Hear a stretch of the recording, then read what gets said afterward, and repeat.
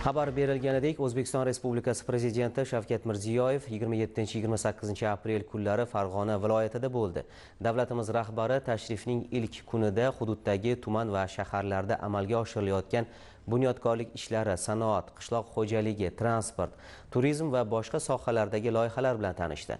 Burxoniddin Marg'inoniy majmuasining tantanali ochilishida ishtirok etdi. Tashrifning navbatdagi kunida Prezidentimiz investitsiya, transport, axborot texnologiyalari, futbol va boshqa sohalar bo'yicha amalga oshirilayotgan ishlar bilan yaqindan tanishdi. Farg'ona viloyatini ijtimoiy-iqtisodiy rivojlantirish masalalari yuzasidan yig'ilish o'tkazib, hududni rivojlantirish bo'yicha galdagi ustuvor vazifalarni belgilab berdi.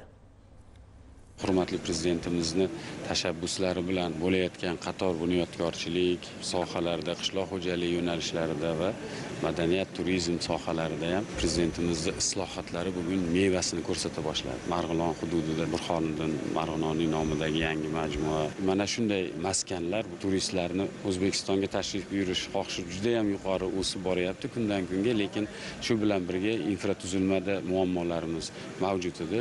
Hurmatli Prezidentimiz ayni mana shu islohotlarni bir necha yil oldin boshlaganlari bugun ayni muddao bo'ldi. Bu nafaqat chet elliklarni, balki ertaga ichki turizmni ham bu harakatga keltirib yuborishi aniq. San'at ahlini faoliyat yuritadigan maydonlar ko'payib boryapti. Bu madaniyat sohasi vakillarini ham ertaga ish bilan ta'minlanishi va turistlarga qulay xizmat ko'rsatish imkoniyatini beradi. Prezidentimiz istagan, dunyoda hech kimdan kam bo'lmagan bir katta majmualarni mana yurtimizda paydo bo'lib borayotgani bu tabiiyki eng avvalo xalqimizning tafakkurini o'zgartiradi. Muhtaram Prezidentimiz huzurlarida o'tkazilgan yig'ilishda Farg'ona viloyatida turizm rivojlantirish borasida amalga oshirilayotgan ishlar, shu borasida Karkidon suv omboridagi xavfsizlikni ta'minlash, o'sha fuqarolarimizga zaruriy sharoitlarni yaratish borasida amalga oshirilayotgan ishlar bilan tanishdilar va bu borasida bizga yana qo'shimcha topshiriq berdilar. Ya'ni o'sha suv omborlar atrofida xavfsizlikni ta'minlash, fuqarolarga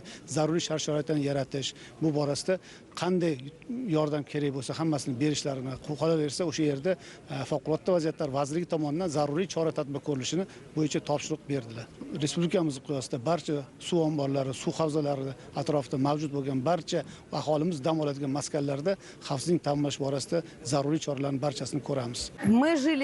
Qo'qonda 1974-yildan 1985-yilgacha yashaganmiz. Anchadan beri bu yerda bo'lmagandik va nihoyat tug'ilib o'sgan shahrimizni yana bir bor ko'rish uchun keldik. Hozir his-tuyg'ularim shunaqangi jo'sh uryaptiki, ta'riflashga so'z ojiz. Shunchalik xursandmizki, yana o'sha shahrimizga qaytib, uning qanday gullab yashnaganini, naqadar go'zal bo'lib ketganini, qanchalik o'zgarishlar bo'lganini ko'rdik. Bu yerdagi mehmondo'stlikni dunyoning hech qayeridan topib bo'lmaydi. Faqat shu yerda, faqat O'zbekistonda ko'rish mumkin.